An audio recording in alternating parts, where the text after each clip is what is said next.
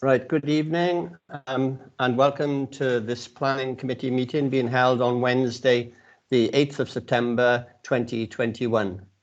This meeting is being held remotely via Microsoft Teams due to restrictions in relation to COVID-19. This meeting will be recorded and made available to view via the Council's website, except for discussions involving confidential or exempt items. Therefore, the images or audio of those individuals present and/or speaking at the Planning Committee will be publicly available to all via the recording on the Council's website at www.caerphilly.gov.uk.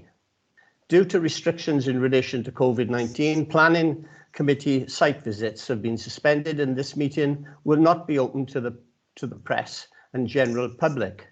However, interested parties may make a request to attend remotely and speak in regard of any item on this agenda. Votes for this meeting will be taken by Microsoft Forms.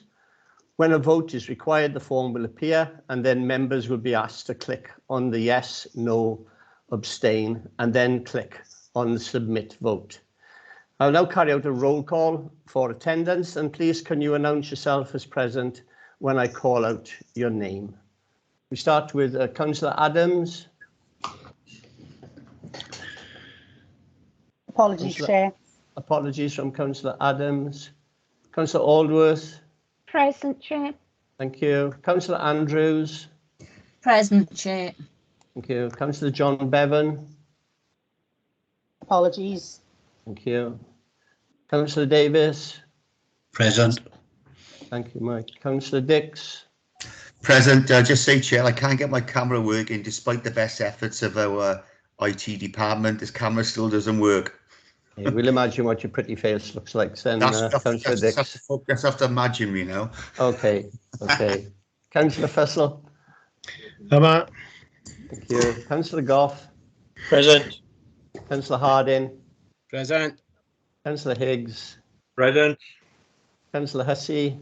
Present. Councillor Miles. Apologies, Chair. Apologies. Councillor Ridgewell.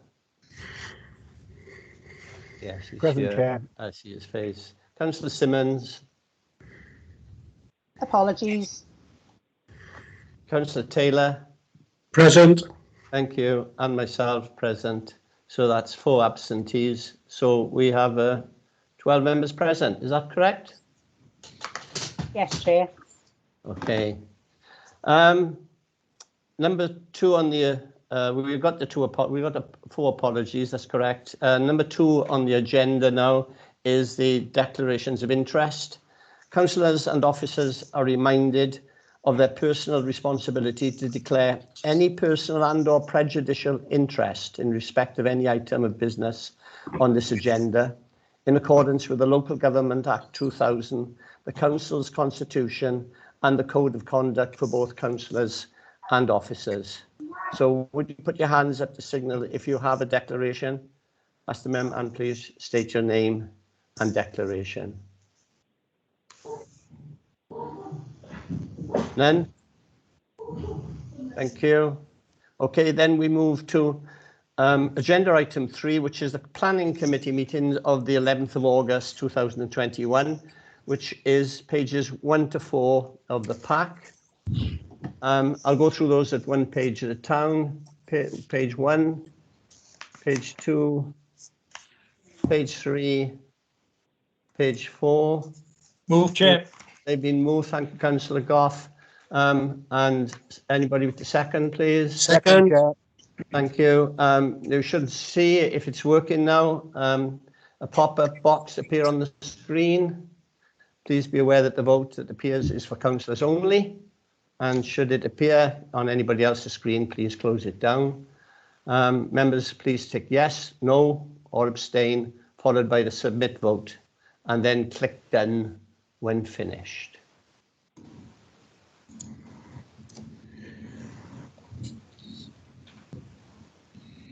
I abstained, Chair, because I was absent at that meeting.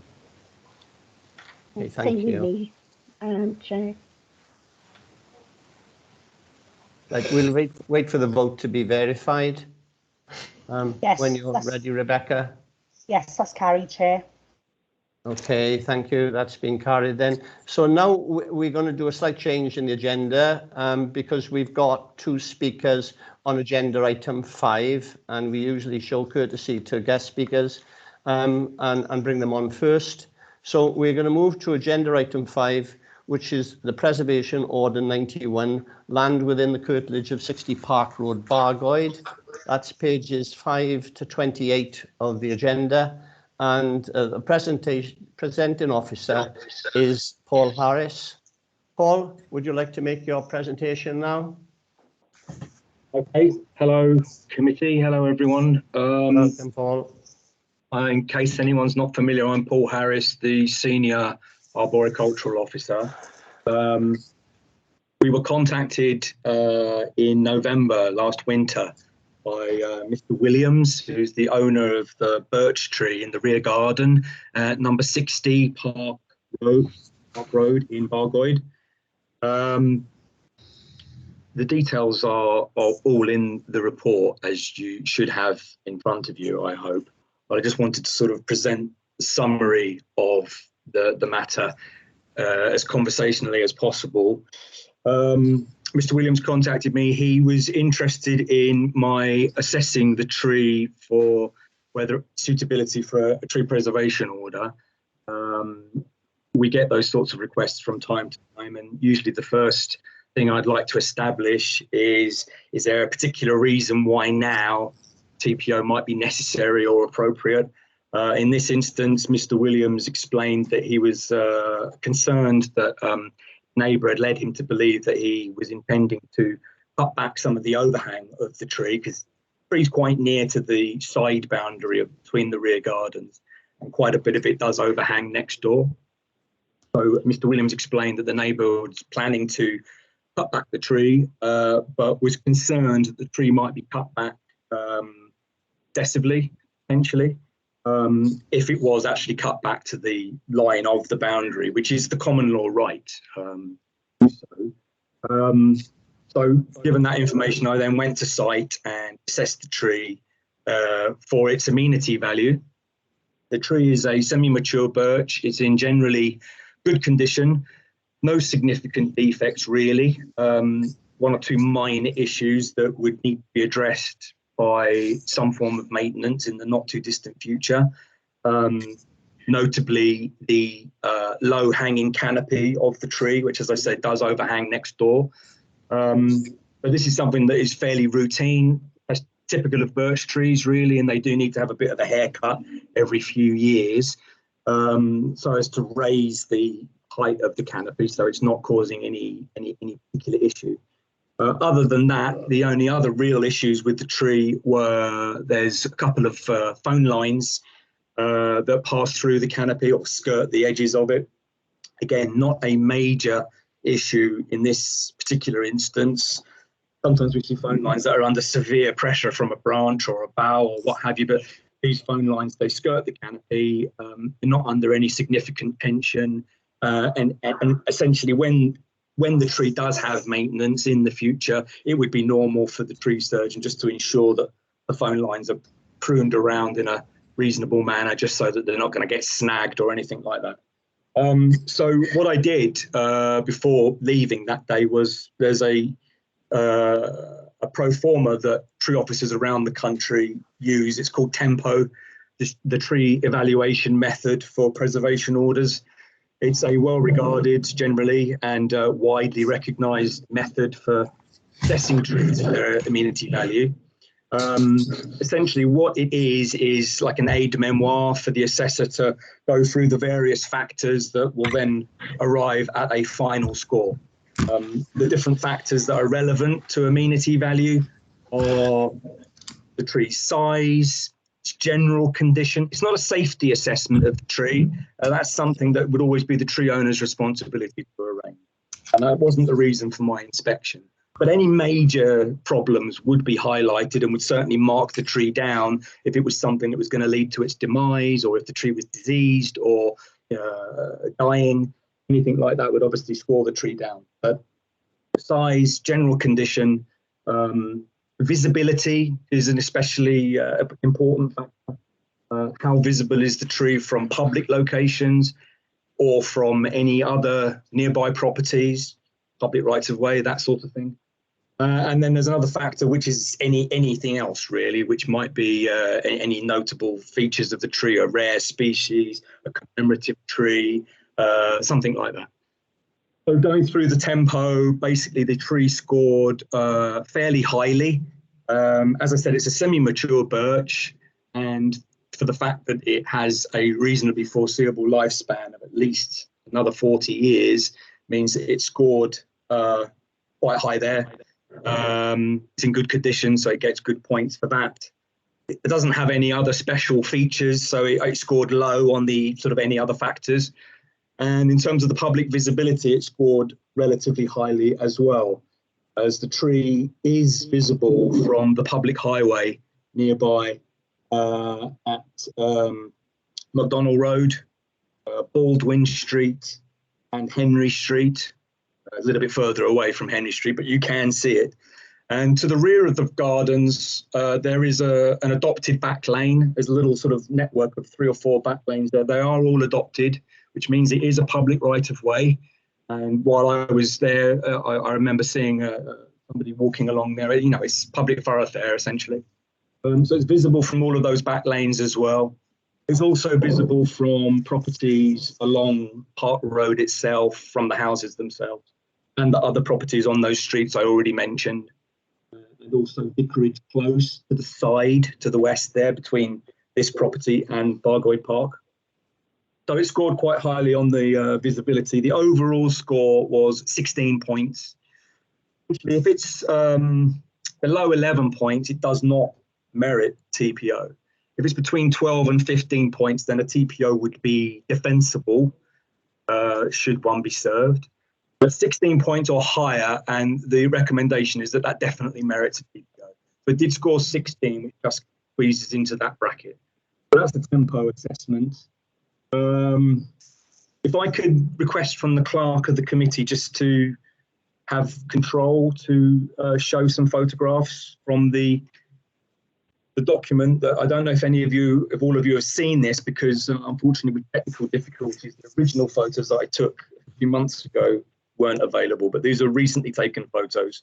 You can see, let me just get this here, bear with me please.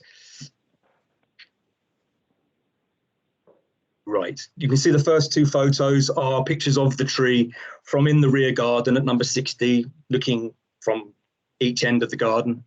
You can see it's not a champion tree, but it's basically, it's a good tree. It's a nice birch. Like I said, it's generally healthy. There's no major problems. The picture on the right, you can just about make out the phone lines in the canopy. And you can also see that it does have a fairly low canopy, just running from the left of that picture in towards the tree in the middle. That is the boundary between the 2 gardens. And you can see that some of the overhang obviously is over that garden. Should the tree be pruned back to the boundary line, that would, in my opinion, excessively disfigure the tree and potentially cause it to become diseased and decline. So all in all these factors together with the tempo assessment led me to believe that TPO was appropriate, and we served the TPO. The other pictures below, you can see on the left the view from McDonald Road. The tree is in the centre of the photo there. And on the right, we can see a view of the tree from near to the house on the end of Baldwin Street. And pictures below, oh, just went past one, sorry. On the left is the view from the end of the public right of way from Henry Street, the tree in the centre. And on the right there, and all the photos below now, are views of the tree from the back lanes, from various directions. So that's about it. As I said, it's not, it's not a champion tree, but it's a decent tree and one that is quite visible in the neighbourhood. And I think it was appropriate to serve the TPO. The TPO, of course, just to sort of summarise, it wouldn't mean that the tree could never be pruned. It, of course, should be pruned when it needs to be pruned. And issues such as low canopies, phone lines. As I said, they can be addressed by fairly routine pruning. One other point of interest, when I originally made my assessment, the tree owner, Mr. Williams, did explain to me that he had recently had a reputable tree surgeon at his property to give him a quote for any necessary maintenance. That contractor, Mighty Oaks, is known to me. They're a good tree surgeon. They're one of the firms on my list of about 8 or so local firms that I know are legitimate and properly insured and experienced, qualified, what have you. And the owner of that company, Michael Parks, is somebody who I respect. He has a good knowledge of trees and their care. And after I'd made my initial assessment and sort of mentioned to the owner that I didn't see any major defects with the tree, he did let me know that Mr. Parks of Mighty Oaks has sort of come to the same conclusion. It just needed some routine maintenance. That's about it, really. I'm just checking if there's anything else I wanted to say. Just to remind the committee, we're asking you to vote on whether to confirm the provisional TPO was served in November and took immediate effect. But in order for the TPO to be permanent, it needs to be confirmed or not, as the committee decides. That's the options, really. So if there are any questions at all, I'll be happy to answer. But over to you, Chair, for our guest speakers as well. Thank you, Paul. Thank you for that very explicit, thorough report. We'll move on now, before we get to any questions, to the speakers that are with us tonight. And first of all, we're going to ask the objector, Mr. Gareth James, to present his case. Mr. James, if you were there, you will be allowed 5 minutes to present your case from the moment you start. And if you need any further time, I'll obviously, if you go close to your time, rather, I'll remind you so that you can wind up. Okay, whenever you're ready to start, Mr. James. Okay then, right, I'm sorry that the council be brought into all this. This should have been settled between me and number 60, for starters, because I done a lot of work in our back garden, and so he done a lot of work in his garden.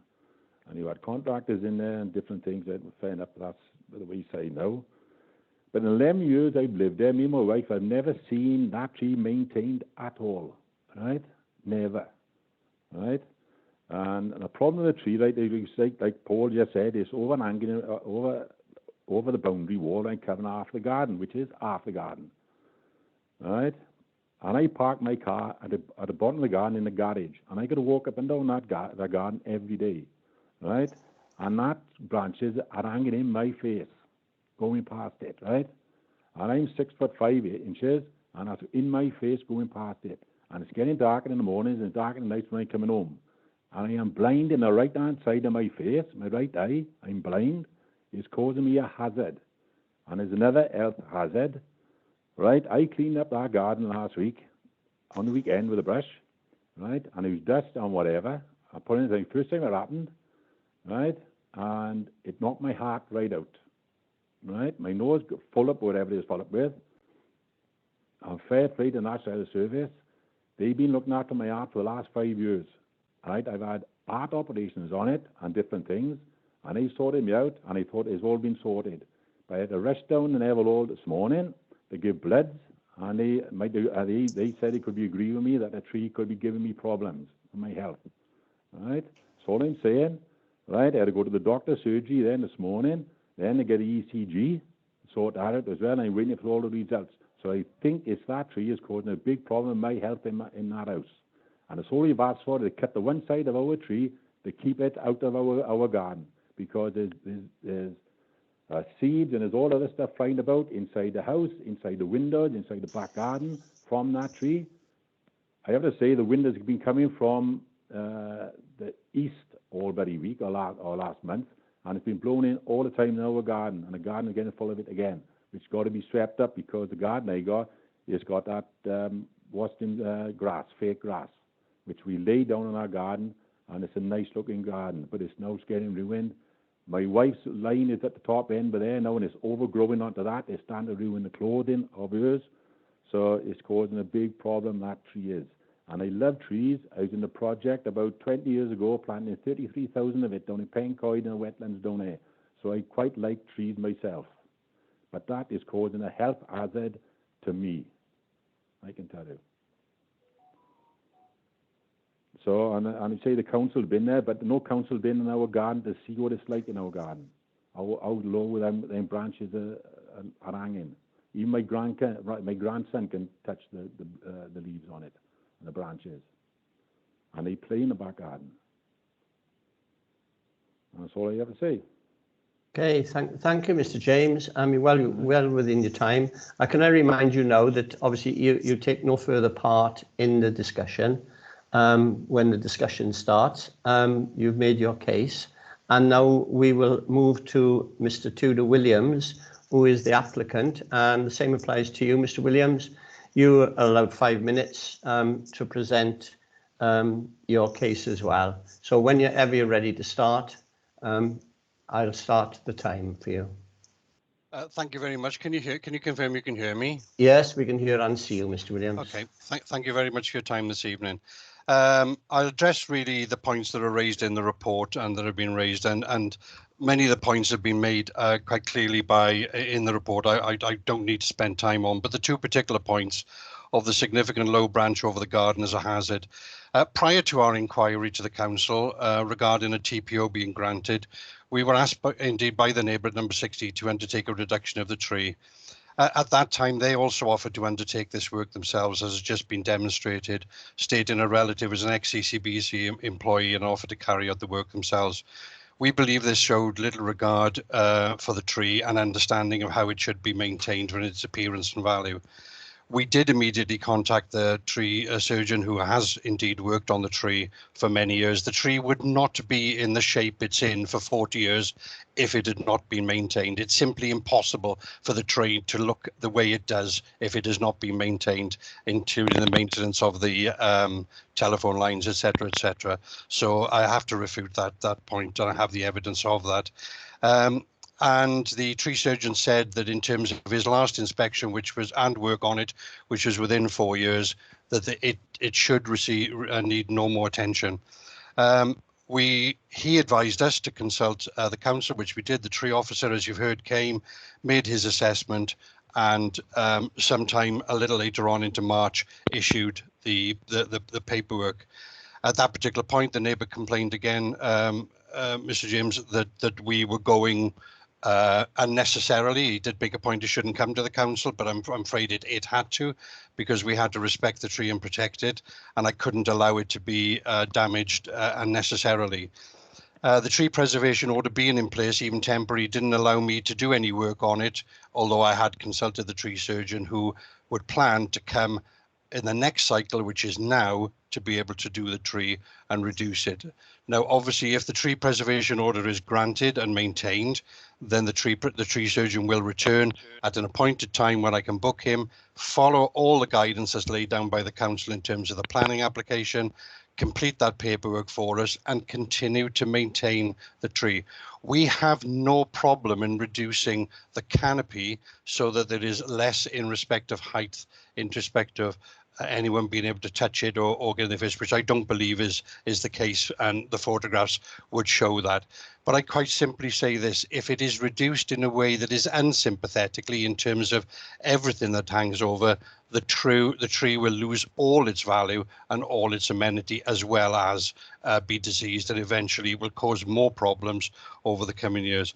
I have to add that sometime about the 23rd of April 21, our neighbour at number 62 pruned foliage from a bay tree, a lilac bush and a spirea, which extended beyond our joint party wall whilst we were absent from the property. This was shortly after the tree preservation order was in place, and he did so without my request. We have no doubt that if the TP order is not confirmed, that he would take action, which is his civil right if there's no TPO in place, to do this without a request from us to do it through the tree surgeon. So I believe that the only way to protect its integrity is to allow us to manage the tree, as we always have done. In terms of it being a health and safety issue, there is no indication from anyone who has ever inspected that tree that it proves a health and safety concern to anyone. I'm a chartered fellow of the Institute of Occupational Safety and Health, and I'm a registered consultant on the National Safety Consultants Register. It is beyond comprehension that I would allow a safety issue to affect myself, my neighbours, or anyone else without due proper attention. And I can guarantee to the committee that if the tree preservation order stands, I will continue to look after the tree and everything else within our garden and our boundary for the amenity. I can see the trees from Bargood Park where I am, Bristol Mountain, Bristol Cemetery, and at the end of the day, you know, I like the fact that people can see the tree in our garden and add to the neighbourhood to a great deal, and I hope that will continue. And for now, unless there's any questions, I thank you very much for your attention. Thank you, Mr. Williams. Yes, the same will apply to you as applied to Mr. James. Now, you don't take any further part in the debate. The debate is now between the members and questions that they might ask of officers before they make their decision. So, members, it's open to you now for if there's any questions. I don't see any indication of any questions at all. Oh, sorry. Yes, I do. I was a bit high on my list. Councillor Ridgewell. You're on mute, Councillor Ridgewell. Apologies, That's it. Chair. Yeah, Okay. Thank you, Chair. Yeah, a couple of questions for Paul. Evening, Paul. Yeah, in terms of the TPO, you make the point that it doesn't preclude any tree surgery. So ultimately, if the TPO is confirmed, then there's no reason why work can't take place on the tree according to, I guess, the TPO requirements or whatever is appropriate for that. First of all, am I right in making that assumption? I think you said as much, but can you just confirm that for me? Yes, the TPO would mean that any works, whether it was the owner or the neighbour intended to do to the tree, need prior written consent. So any reasonable maintenance, as I outlined, such as crown lifting to prune the lowermost branches or to remove a specific branch, if that was a problem, would very likely be approved. But excessive pruning or felling the tree unnecessarily or something that might disfigure or damage the tree would probably be refused. Okay, and Chair, if I can ask a supplementary question, Yes. Can you just confirm, would the TPO in fact trump, for want of a better term, the legal point that the neighbour is allowed to cut back vegetation overhanging his property almost regardless? Where does it stand with that? Because I'm not clear. The common law right exists, subject to other acts of parliament, which the Town and Country Planning Act obviously is, so which the TPO comes under. So if there is a TPO on the tree, they have the common law rights, subject to prior planning consent. Okay, fine. And if I may just ask one final question. It's somewhat unusual, I think, in my experience anyway, to be putting a TPO on a birch tree. I mean, they're relatively common trees, very attractive trees. I've got them in my garden, but in my experience, it is quite unusual. Is that something you would largely agree with or not?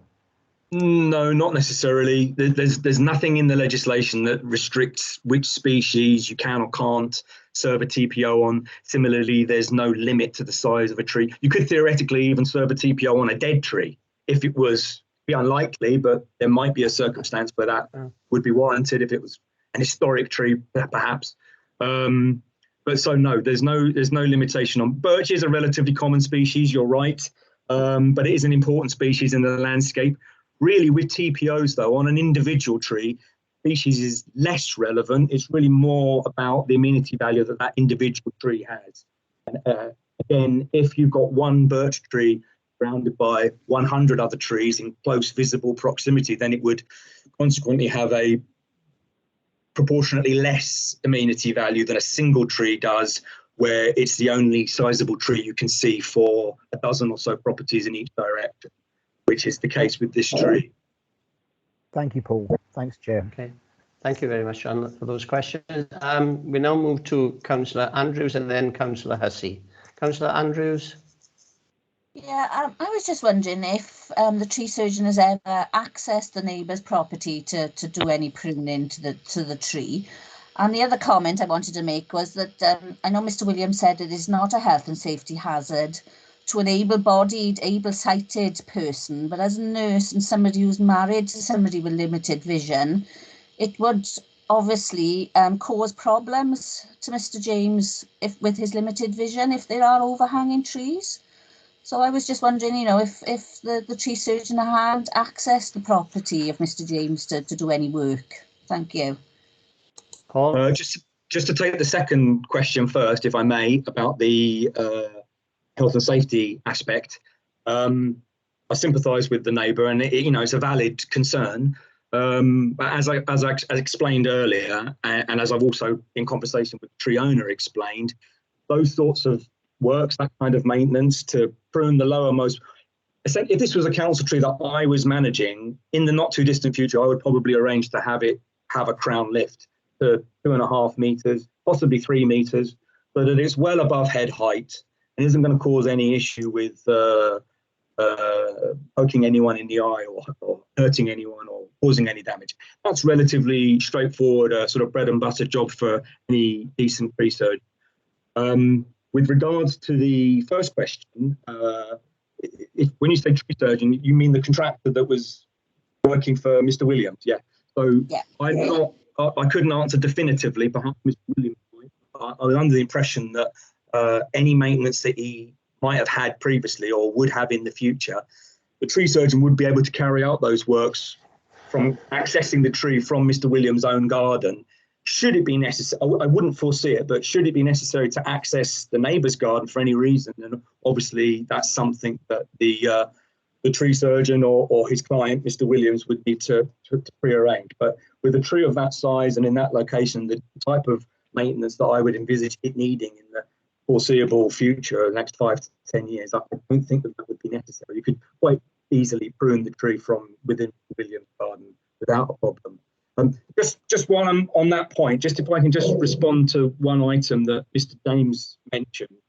I didn't come and visit the tree from his garden because it wasn't necessary, to be honest. From seeing the tree in Mr. Williams' garden, I could appreciate circumstances of how that tree was affecting Mr. James's property from where I stood. I could see that it had a low canopy. And as Mr. Williams is, I believe, already aware, it does need to have some maintenance in the near future to address that. And again, in the future, should there be any branches that were causing an actionable legal nuisance, then those should be dealt with. And a reputable tree surgeon is the kind of outfit that will advise the tree owner properly in that regard. Just one last question. Is that stipulated in the tree preservation order then, what you've just talked about, the crown lift and the pruning and things? No, it's not. The tree's management and in legal terms remains the responsibility of the tree owner. I would always advise any tree owner, of course, to carry out the necessary maintenance periodically. It will vary from tree to tree and depending on its condition, but normally every sort of 4 or 5 years is fairly routine. If the tree is in good condition, it might not need pruning for 8, 9, 10 years, but it would be birch trees. They do tend to have these low hanging lower branches, so they're going to need a trim every 4 or 5 years, as I say. TPO doesn't specify how the tree should be managed. The TPO means that by virtue of its existence, tree owner needs prior consent for whatever they want to do. So, I mean, I'm reassured at this stage that Mr. Williams is already using a reputable contractor. So should the tree need maintaining in the future, which it will do, then he's probably going to use the same contractor and they will carry out a professional job and prune the tree appropriately, which I would obviously have previously authorised with consent. But if Mr. Williams, I mean, perhaps one day they might move or somebody else might be living there if there was a different owner of the tree and they use a different firm or somebody that I thought was not a reputable tree surgeon wanted to cut the tree in a way that was excessive or unnecessary or might disfigure the tree, then we may either refuse that application or approve it with a modified consent to limit the extent of any sort of negative impact. Thank you. Paul. We've got Councillor Hesse and then Councillor Mike Davis. Yeah, thank you, Chair. Unfortunately, I lost connection halfway through, so I'll be abstaining on the voting. If I could just ask one question, what is the actual height of this tree, the overall height?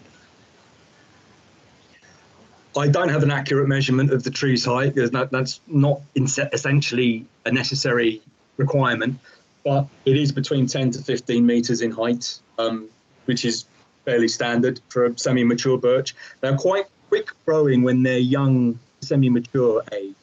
They reach their sort of maximum height relatively quickly and then stabilize. And they're not going to it's not going to carry on growing in height forever. It's not far off its maximum height now. In the next 5, maybe 10 years, it will probably max out. Might reach 20 meters. Difficult to tell. 15 to 20 meters is a reasonable estimate of what it will eventually be in height. So yes, it's a tall tree. Yeah. Should there be any significant defects in the tree, then it may be necessary in the future to reduce the height of the tree, keep it safe. But at present, I'm not aware of any defects that would warrant sort of. No, the reason I ask, on a recent house insurance proposal I put in, they asked, did I live near any trees that was over 3 meters? So I was wondering, would it be costing the neighbours any money extra on their house insurance because they got a tree of that size in the garden? It's a slightly different topic, and it is somewhat contentious. But the insurance, without wishing to generalise, the insurance industry, there are some that are better than others. But in the last decade or two, there has been a trend amongst building insurers to put an automatic levy on anyone's premium based on the proximity of trees. Sometimes that is appropriate, and there may be site-specific circumstances that warrant that. But generally, it's wrong to generalise and to sort of lump all trees in together. And I will always take to task any insurer that wants to sort of go through the particulars with me. But there's specific circumstances. The piece comes from the whole subsidence and buildings issue, which is a whole nother kettle of fish that isn't really relevant to this location or this tree. But when there are site-specific evidences that a certain tree might be causing damage to a property, then it would be appropriate for the insurance premiums to reflect. Until that becomes apparent in the future, then that's not a factor that's relevant with this tree, as far as I'm aware. Okay, thank you, Chair. I will be abstaining from voting because, like I say, I missed quite a lot of the debate. Okay, thank you, Councillor Hussey. Councillor Mike Davis. Thank you, Chair. I'm not sure if Paul will be able to answer my question or a relevant planning officer, but what I'd like to know is that should the neighbour, which I think is Mr. James, wish to make a development on his property and perhaps required planning permissions, could this TPO stop him progressing that? Is there anyone would like to answer or try to answer that question? I can answer. I mean, as with any planning, potential planning development, the local development plan includes a provision that any tree that's on the site itself or on an adjoining site that could potentially be impacted by a potential development has to be taken into account. The fact that the TPO is, or if there were a TPO already on a tree, doesn't necessarily affect it one way or the other. The tree has to be taken into account. That said, if there is a tree involved that already does have a TPO, then that is a relevant material constraint, and it would potentially affect any potential layout of a potential development. Okay, thank you, Paul. There's no indication from any other member. Can I check on that? No? Okay. Then we should need to make a decision on this. So will somebody move motion on this, please? I'll move. Anybody coming forward? Councillor Higgs? Yes. I move. Sorry, you move. You move in that to confirm the TPO with no amendments. That's correct. Yeah. Is it seconded? Nobody wishes to second it? Chair, I'm happy to second this. If I could just make a point, though, you said with no amendments. I don't think we can put an amendment on the TPO. Could I just have clarity on that from Paul as you've raised that issue? Yes, with this, as it's an individual tree, the only tree that's in the order, the choice is either to confirm or to not confirm. Okay, fine. If I can just make a couple of comments on this, it does seem to me that there's every reason why this tree should have some work undertaken on it, and fairly promptly. I have no objection to the TPO whatsoever, and I will second the TPO, but I think it's incumbent on everybody here to make sure that the work that is potentially a hazard for the occupier of the house that it overhangs is allowed to certainly have that done so that his safety isn't compromised in any way. So I second it, Chair. Okay, thank you. So it's been moved and seconded. So we'll put this to the vote. Yeah, you'll notice the pop-up box will appear on your screen. There it is. So if you make your vote, yes, no, or abstain, and then press the submit button.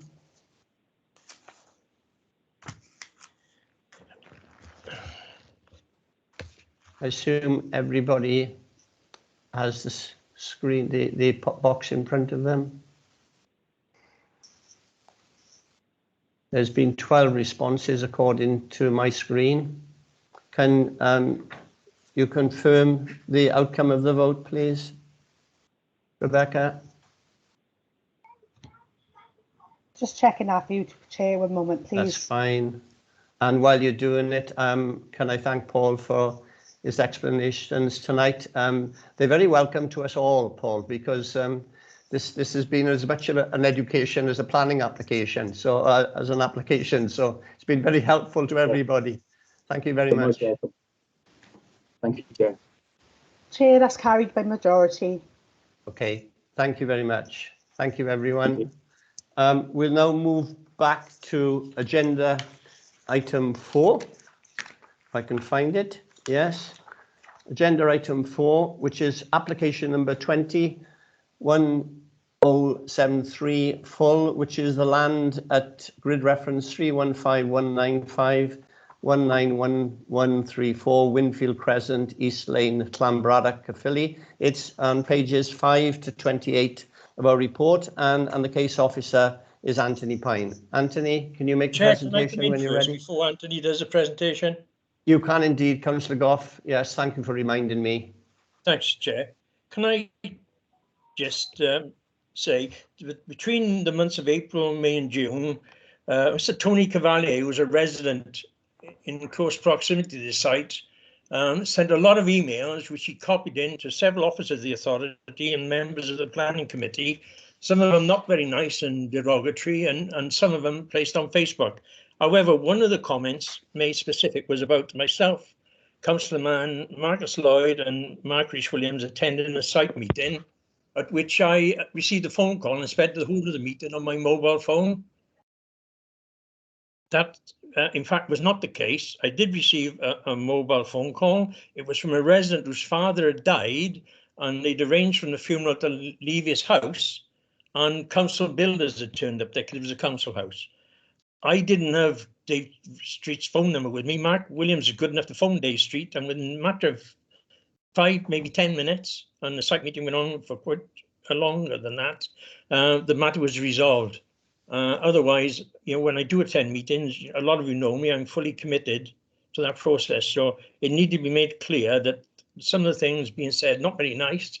My family do Facebook, I don't, and my family found it rather upsetting. But sadly, it's become the case that us councillors have to put up with that. It's not necessarily right, but sadly, it's becoming customer practice lately. Thank you. Yeah, thank you, Councillor Goff. Now, following that statement, we'll move on to the application. Anthony, would you like to start the presentation? Chair, I think the legal officer's got his hand up. Oh, he has indeed, yes. Sorry, Martin, would you like to come in? Just got a slight question for Councillor Goff here, Chair. I note the comments that you made, but in relation to this meeting, you made no predetermined position in relation to this application. Is that correct? Can I just clarify? Yeah, part of the accusation made previously that I was working in cahoots with the applicant or his agent.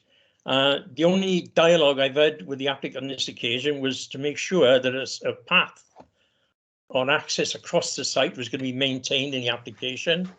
And that was myself and Councillor Mann speaking to the United Welsh. And that's it. I've had no dialogue with either the applicant or the applicant's agent whatsoever regarding this application. So you were coming into this meeting with a clear mind? Yes. Right, and you haven't made a predetermined position. Thank you. That's okay, Chair. You can proceed, Councillor Goff. Okay. Thank you. Yeah. Thank you, Mr. Woodland. Once again, Anthony, it's over to you to make the presentation. Thank you very much, Chair, and good evening, everyone. I will share my screen, which hopefully should be coming up. Has that come up, Chair? Yes, it's clear. And can you actually see the virtual laser pointer on the screen? Yes, I can. Yes. You can. Okay, brilliant. Yeah. Thank you. So this application seeks full planning permission for the development of 23 affordable homes with car parking and landscaping. I'll go through with members showing plans and photographs to explain the scheme and the works proposed to be carried out. The site plan that should be coming up on your screen before you shows the application site with the housing located in the larger land parcel at the south and the proposed vehicular access from the north, which hopefully is coming up on the virtual laser pointer. The next slide shows some of the same land as viewed from an aerial photograph. Let me just, in broad terms, the access that was pointed out before comes in here, down to there, and the actual housing site or application site under consideration today is just being roughly outlined by the laser pointer there. Members are advised that the vehicular access has been separately granted planning permission from an earlier application for residential development that the site that's under consideration tonight connects to. And what I'll do is I shall bring up further slides to show that relationship, hopefully as best as I can. So the slide coming up before members now is to assist with the planning, understanding the planning context. This shows the access and housing development already approved under planning permission 181089/4, which is currently under construction. You'll note that the access from Wingfield Crescent itself is via a side lane between 27 and 28 Plastertoyne Terrace, which runs broadly west to east and enters the approved development at a point where there is also a rear lane which runs along the backs of properties of on Plastertoyne Terrace, which is being highlighted now. So the main access is through between 27 and 28. And then where it meets the approved development, it continues onto the land until it gets to a junction with a new proposed linear spine road running broadly north to south. The next slide is an enlargement of the southern portion of the approved development with the proposed housing under consideration in the application before members today located to the south, and I will roughly outline that with the again with the virtual laser pointer there. So this is the area where the proposed housing for the application today is proposed, and I show this slide just to enable members to get some context in terms of the interface between the approved development and the housing now sought for consent under this application. There's two elements I'd like to point out. On the approved housing site, there is a existing pumping station, which if members take note, I'm just highlighting there, and block 3 on the already approved housing site is there. That's for context. If I move on to the next slide, this shows the application under consideration today with the housing area just being outlined in the laser pointer. There's the pumping station for reference, and there's block 3. So as you'll note, the new housing is arranged around internal access roads, which connect to the approved development's spine road. And then at a T-junction, you have roads to the west and to the east.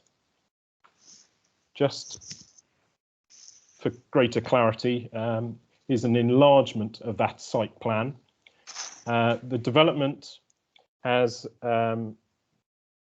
blocks of housing with blocks 1 and 2 with their principal elevations facing eastwards, and the other blocks 3 to 7, which are just being outlined there, front northwards, all onto the proposed roads. All of the new dwellings achieve separation distances of a minimum of 21 metres to windows in surrounding existing housing, and achieve 10.5 metres or more separation from new windows in the development to existing residential properties amenity areas. It's considered that this will have an acceptable impact on neighbour amenity to existing residents surrounding the site. The proposed property mix is detailed in the officer report, but the scheme includes 1-bedroom apartments and 2 and 3-bedroom dwellings. There is also a detached disabled bungalow, which is block 7, which I'm just highlighting there. I'll put up some of the floor plans just to give a flavour of the development. The dwellings have been designed to achieve Welsh Government Development Quality Requirements, DQR standard, for social housing. And in that regard, they're considered to provide sufficient living and amenity space for residents.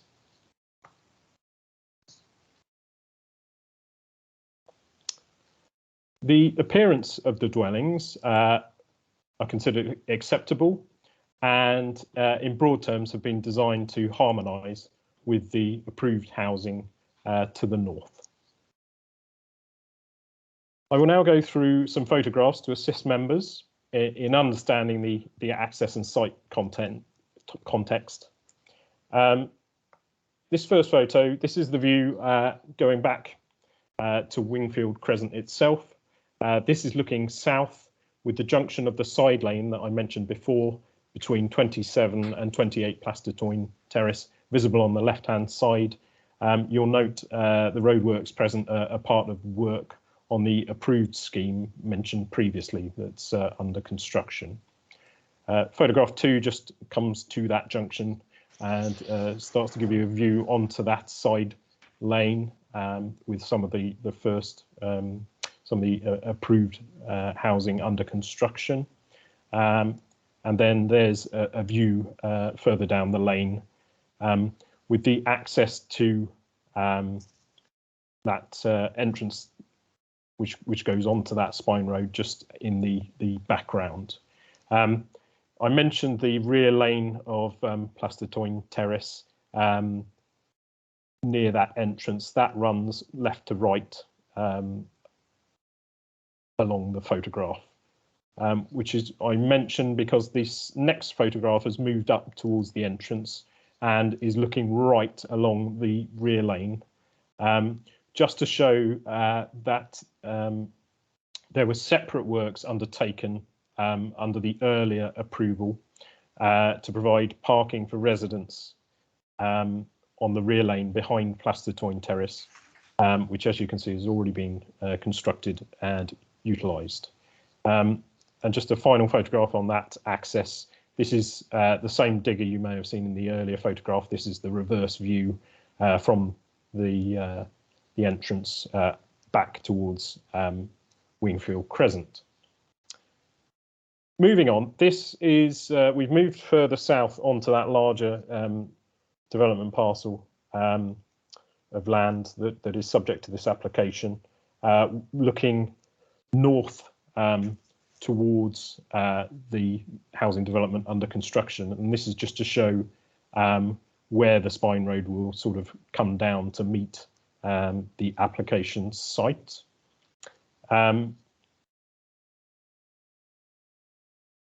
This photograph shows part of the application site. You'll note a portion of the application site is hard standing with scrub vegetation.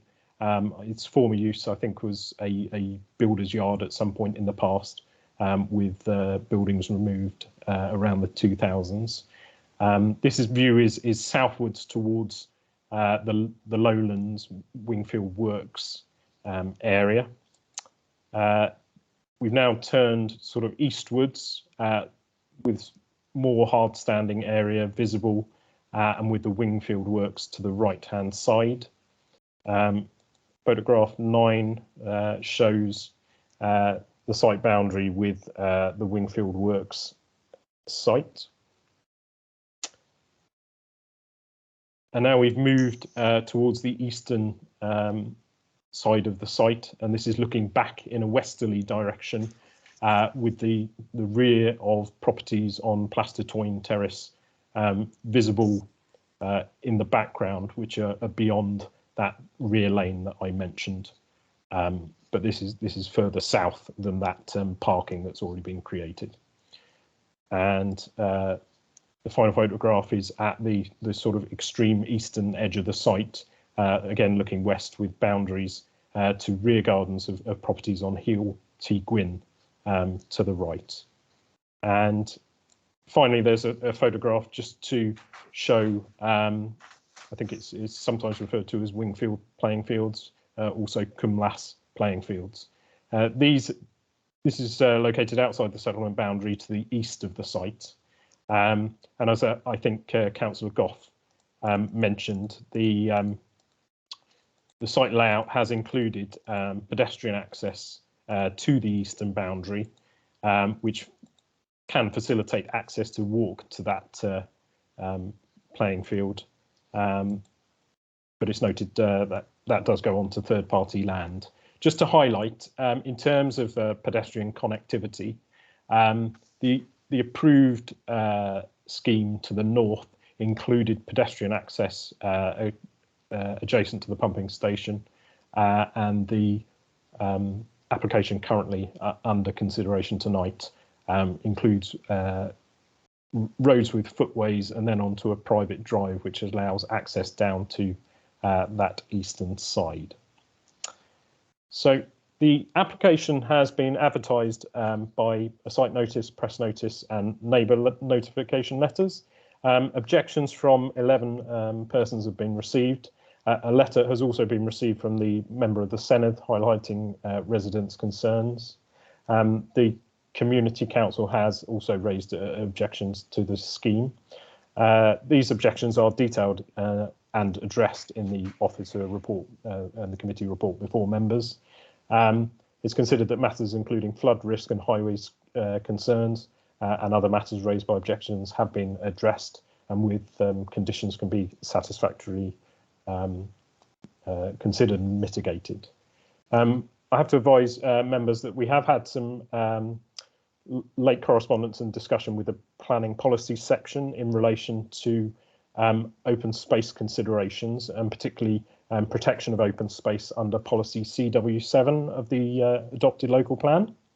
The policy section notes that the site is within close proximity to the Wingfield sports field and play area that I showed a brief photograph picking up the sports pitch on. That's been calculated with an area of 2.6 hectares. In addition, Clanbraddock Welfare Park, which is just beyond the open space assessment, half a kilometre buffer, offers an additional 4.66 hectares of open space.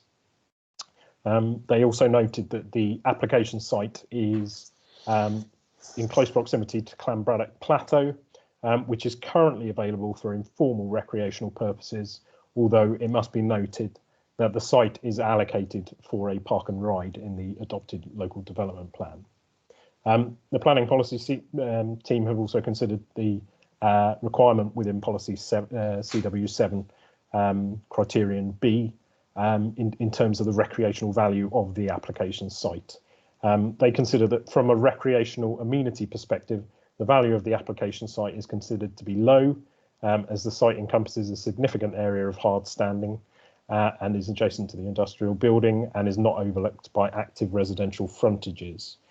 So they find on balance that while there is clearly a shortfall in usable open space within the settlement boundary in this part of Clanbraddock, the application site is in close proximity to a sizable recreation ground located outside the settlement boundary, but close to the application site, and the two other large areas of open space are available within reasonable walking distance.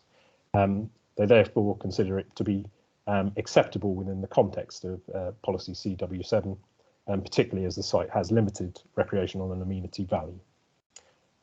Members are also requested that should they be minded to approve the application, authorisation is sought to amend the wording of condition 21, which I believe is the last condition on the report, merely to include the wording notwithstanding the submitted plans, to be put at the start of the condition wording, just to allow those details to be agreed in relation to car parking numbers. So, Chair, in conclusion, the application is recommended for approval as it's an acceptable proposed use within the defined settlement boundary of Clanbraddock, and as detailed in the officer report, all material planning considerations have been satisfactorily addressed. It's recommended to be approved. The approval recommendation is for the application to be deferred to complete a legal agreement in respect of affordable housing provision, and upon the completion of that legal agreement to be granted, subject to the conditions in the officer report, with the amended wording to condition 21 as I've just outlined. Thank you, Chair. Thank you, Anthony. Now we'll move on to the debate on this issue. Councillor Goff, you'll have your hand up first. Would you like to ask the officers any questions? Thank you, Chair. Anthony, a couple of things. A lot of the objections raised, and I might be wrong here, seem to relate to phase 1 as opposed to the second phase, because the developer then actually provided 14 off-street parking spaces in the lane to cover the loss of parking. There's another wide entrance, I think, between 13 and 14, which isn't being used at all for phase 2. And I don't think there's any disruption or loss of any access to the rear of the properties through the rear lane going up to Lowlands. Is that correct?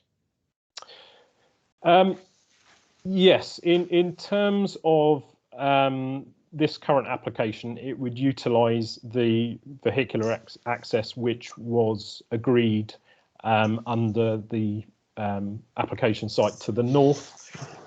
So the parking that was lost between 27 and 28 Plastertoyne Terrace, which was informally used by residents with sort of 45-degree staggering of parking, as I think Councillor Goff mentioned, and I showed on the photograph, there has been alternative parking created in that rear lane, and the gap between the terrace further south, the only link through is the pedestrian link via the pumping station, and so yeah, that doesn't change the situation in terms of parking there.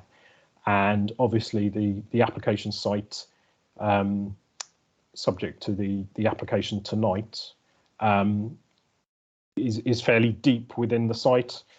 So new residents in these housing would have to come through the.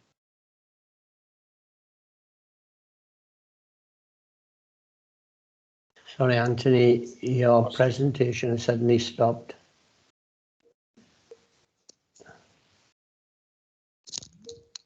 We'll wait for you to reconnect.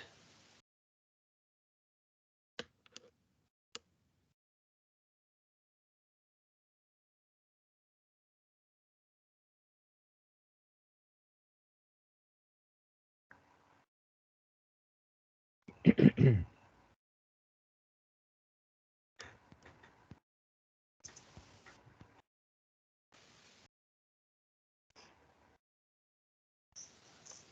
assume Anthony is aware that he is frozen at the moment and that we're unable to hear anything from him. I'll get in touch with him now, Chair. Okay.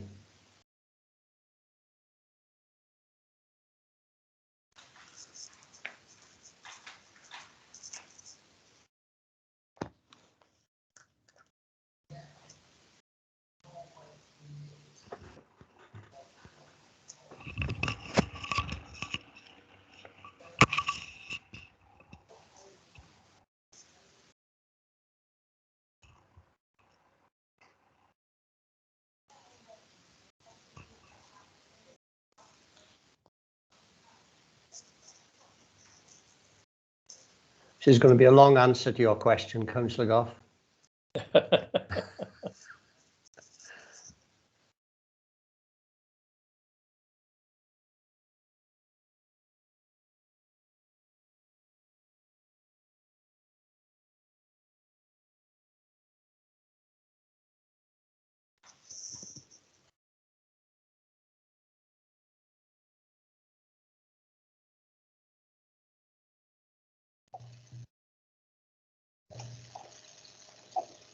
Mr. Chairman, Anthony's joining by telephone at the moment. He's on speakerphone, so he should be able to answer the question there.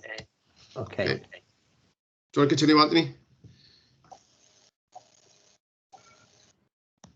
Hello? Yes, sorry. He's barely audible.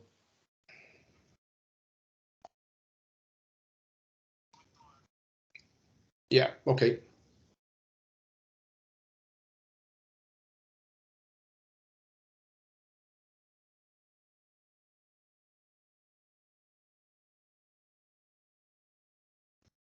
Apologies, Chairman. Anthony will be dialing in by telephone into the meeting. Okay.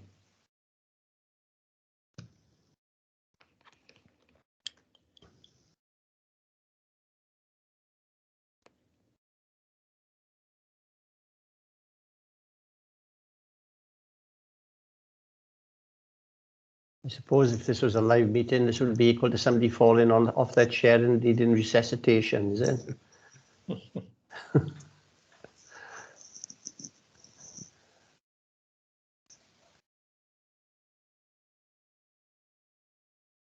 It goes to show you can't predict technology, can you? No, no.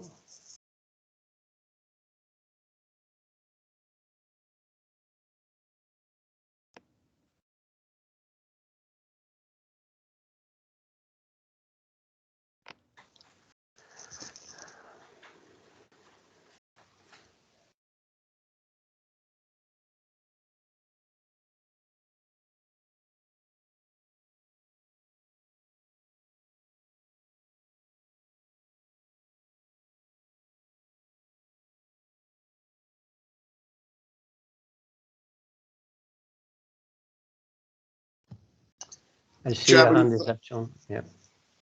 I've got Anthony on speaker. You should be able to hear him now. Hello, Chair. Yeah. I can hear you. It's not particularly clear, but I can hear you. I don't know about any other members if they're having real difficulty, if you could indicate. Could you speak, Anthony, so that we can do a 1, 2, 3 testing? 1, 2, 3 testing. That's fine. Yeah. Okay, fire away. I might need refreshing on the question, sorry. Sorry, Anthony, it was just one of the objections seemed to relate to the loss of parking south of the existing entrance for phase 1 and a request that the developer supplies off-street parking in the lane similar to phase 1, where nothing in phase 2, the way I read the report, is going to affect the rear lane boundary or the loss of parking between 13 and 14 plus Churchman Terrace.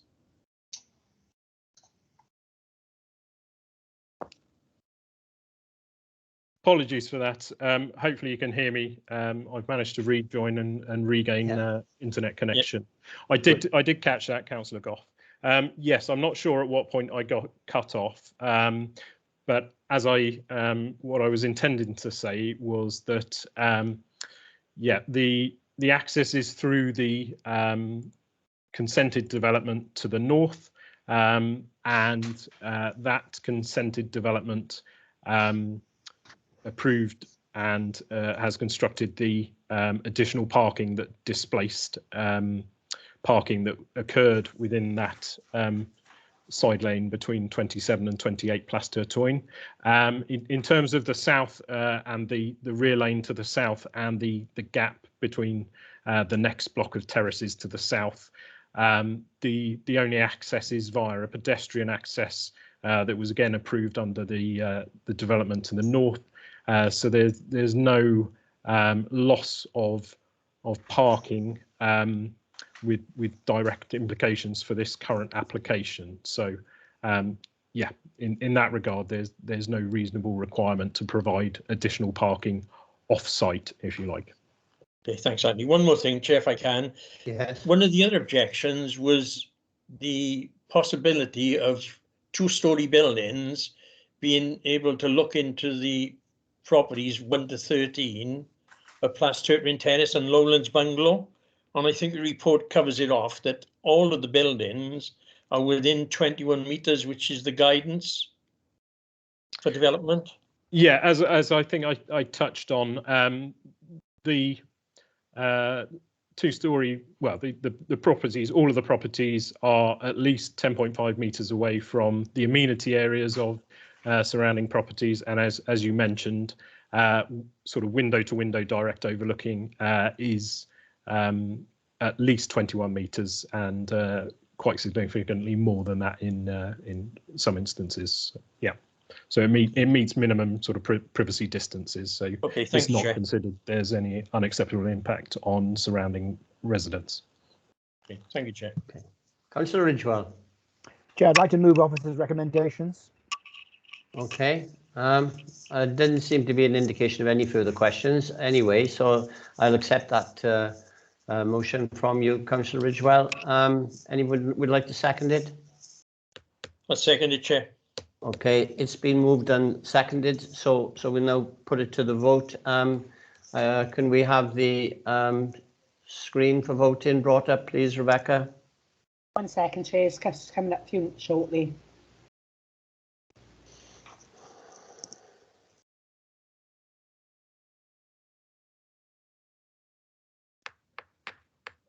There we are. So if you could vote yes, no, or abstain and then submit, please.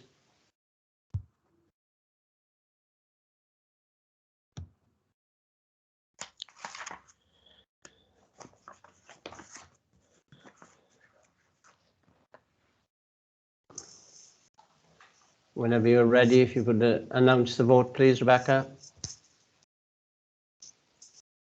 Just checking after you, Chair. Just give us 1 moment, please. Yeah, no problem.